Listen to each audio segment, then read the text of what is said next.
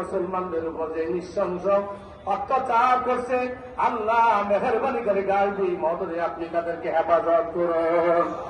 আয় আল্লাহ, বিশ্বের সমস্ত মুসলমান তোমার দরবারে ফরিয়াদ জানাই, বাংলার জমিন থেকে তোমার দরবারে ফরিয়াদ জানাই, মেহেরবানি করে যারা গাজায় নিহত হয়েছে তাদের সকলকে শহীদ হিসাবে কবুল করে দাও।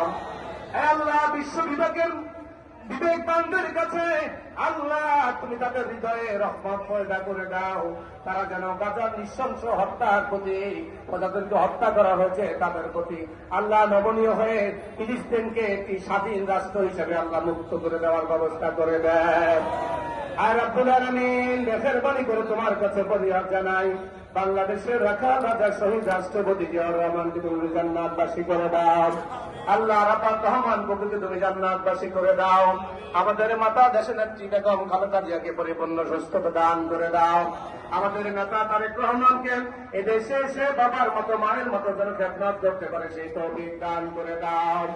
আল্লাহ, গণতান্ত্রিক আন্দোলন করতে গিয়ে বিএনপির যেই সমস্ত নেতা কর্মীরা নিহত হয়েছে তাদের সকলকে আপনি কবুল মঞ্জুর করে নিন।